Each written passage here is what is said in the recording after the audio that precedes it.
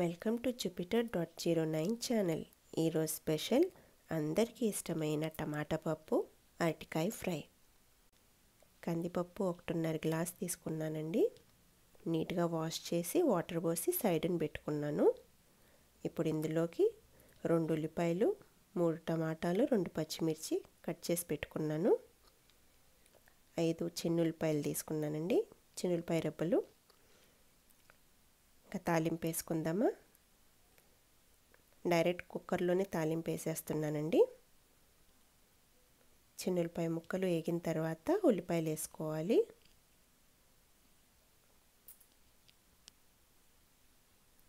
ఉల్లిపాయలు కొంచెం ట్రాన్స్పరెంట్గా బ్రౌనిష్ కలర్లో వచ్చేదాకా వేపుకోవాలండి.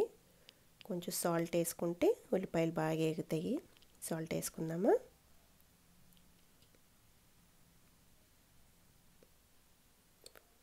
చూడండి ఎంత బాగా వేగినాయో. కొంచెం ట్రాన్స్పరెంట్గా బ్రౌనిష్ కలర్లో వచ్చినాయి. ఇప్పుడు ఇదంతా ఒక ప్లేట్లో తీసి సైడ్ని పెట్టుకుందాము.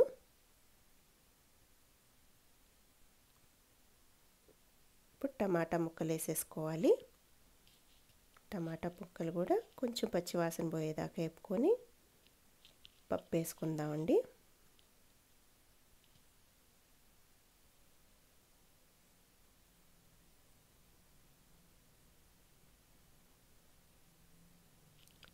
చూడండి కొంచెం వేగిన టమాటా. ఇప్పుడు పప్పు వేసేసుకుందాము.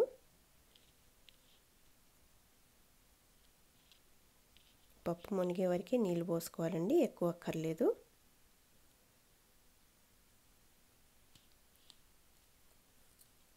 ఒక 3 to 5 విజిల్స్ వస్తే చాలండి. పప్పు బాగా మెత్తగా ఉడికిపోయిద్ది. చూడండి ఎంత బాగా మెత్తగా ఉడికిపోయిందో. పప్పు గుత్తితో ఇదంతా కలిపేసుకుందాము.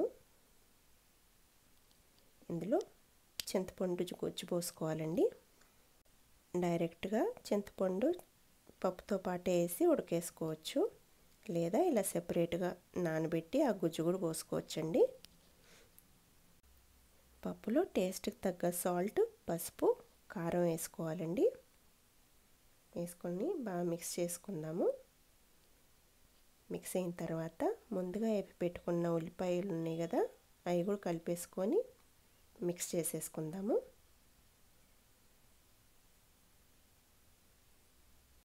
పప్పు కూరలో వేగిన ఉల్లిపాయ ముక్కలు తగులుతూ ఉంటే బాగుంటాయండి. అందుకని ఇలా వండుతుంటాను, మీరు ట్రై చేయండి. ఇప్పుడు ఇందులో కొంచెం వాటర్ ఇందాక నానబెట్టుకున్న చింతపండు గుజ్జు అవి 2 పోసేసుకోవాలి. పప్పు గట్టిగా లేకుండా చూడాలండి, కొంచెం జారుగా ఉండాలి. ఇంకా స్టవ్ మీద పెట్టుకొని హై ఫ్లేమ్లో మళ్ళీ ఒకసారి వేడి చేసుకుందాము. చూడండి ఇలా ఉండాలి.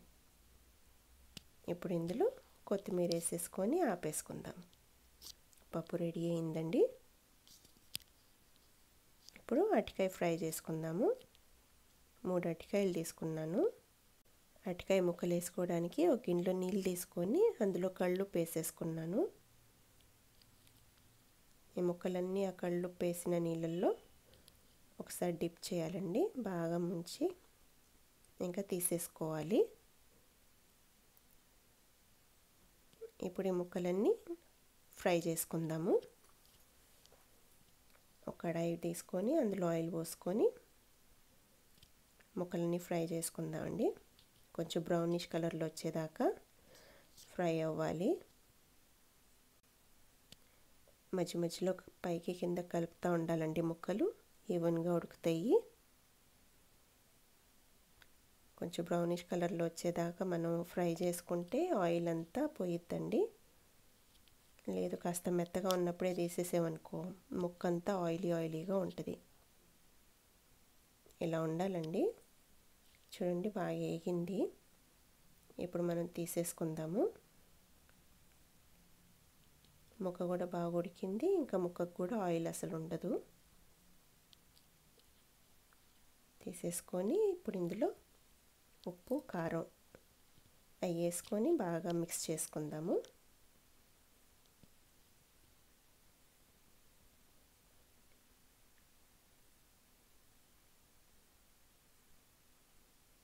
ముక్కలు బాగా పట్టేలాగా కలుపుకోవాలండి.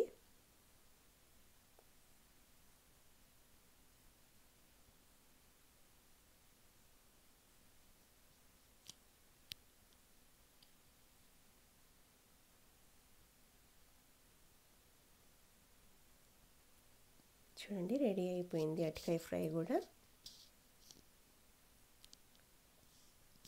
ఇంకా భోంచేసేద్దామా?